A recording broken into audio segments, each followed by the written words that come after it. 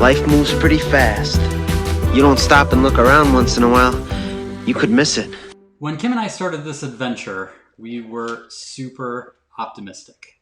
We planned to live on Kim's kindergarten teaching salary, which we knew would require sacrifice, but we were fairly certain that within a year, this Kim and Jason thing that we were pitching would take the world by storm, and we'd be exchanging phone calls with Oprah and her people in no time. That was the goal.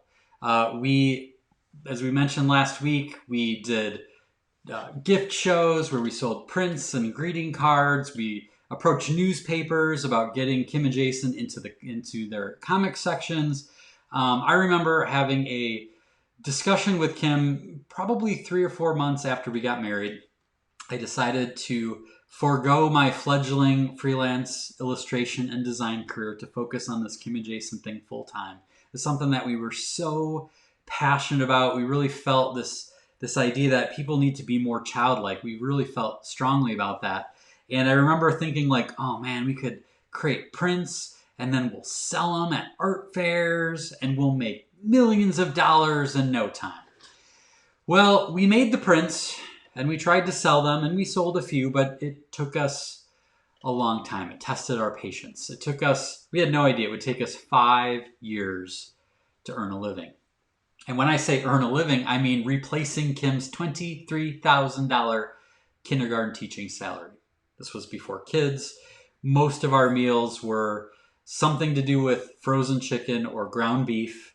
We had no air conditioning in our apartment. Well, we did, but we never ran it because we couldn't afford it. It was hard. But like I said, at the beginning, we were all fired up. We were all excited and enthusiastic and optimistic. But it didn't take long for it to feel like we were living in a desert.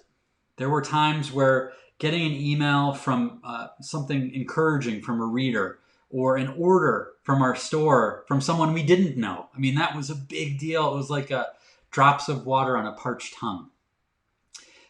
Over time, the dream never died, but we couldn't help but wonder if we were chasing a mirage.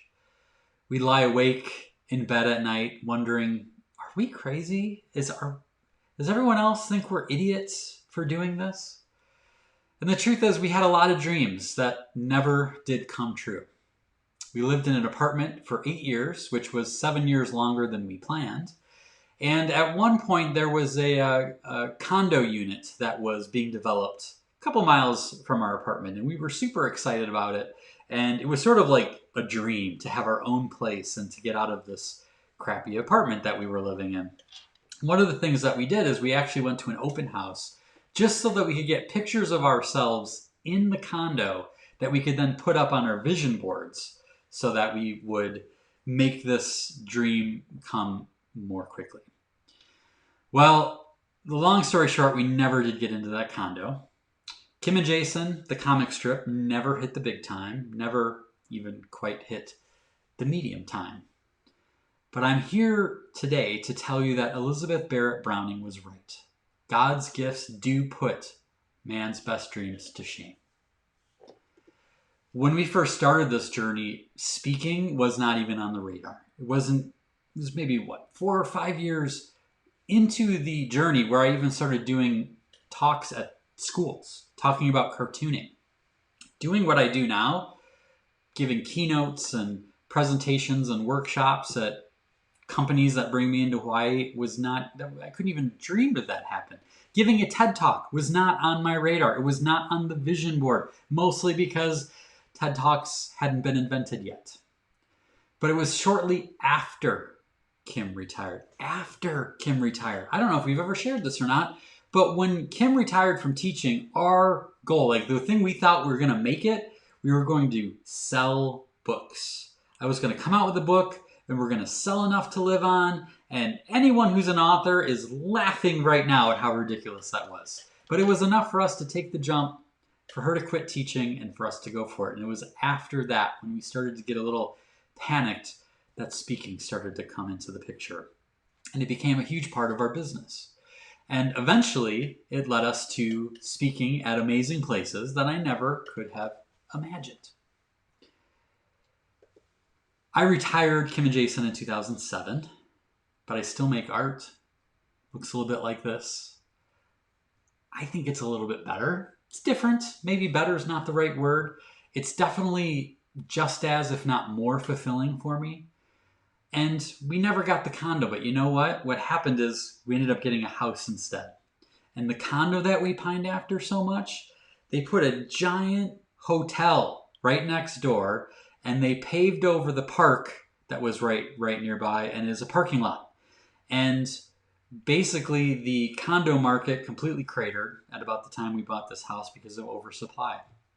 Bullet dodged. So what I want to give you today is hope, because you may be in that spot where maybe you're chasing a dream, or maybe you feel like you're in a nightmare right now with this coronavirus thing. Maybe you see signs of opening, but for you, it doesn't feel that much different. Maybe the end game is still a long way off. Maybe where you thought you'd be 5 years from now is not where you are. The prescription I have for you, keep going. Keep going. If it's worth it, you can do it. I had a friend early on. I was in a networking group, and there was a guy who told me that one of the things that he did, his name was Colin.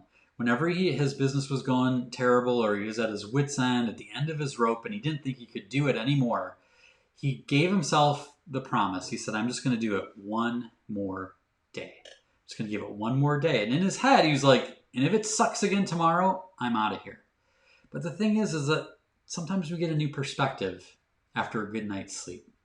And that next day, maybe there's just another little thing. Maybe there's an encouraging email from a reader, or an order from a customer you don't know who they are. And that one little thing keeps you going for the next day. You can do it. You just need to stick to it. You just need to keep plugging along and keep doing your thing. Sometimes you're like an explorer marooned in a desert. Life can be a struggle. Things can seem bleak, desolate, hopeless. Maybe this feels a lot like you right now. Simple glass of water seems like a priceless treasure. But keep going. Have faith. Stay the course. What you ultimately encounter may end up putting your original dreams to shame.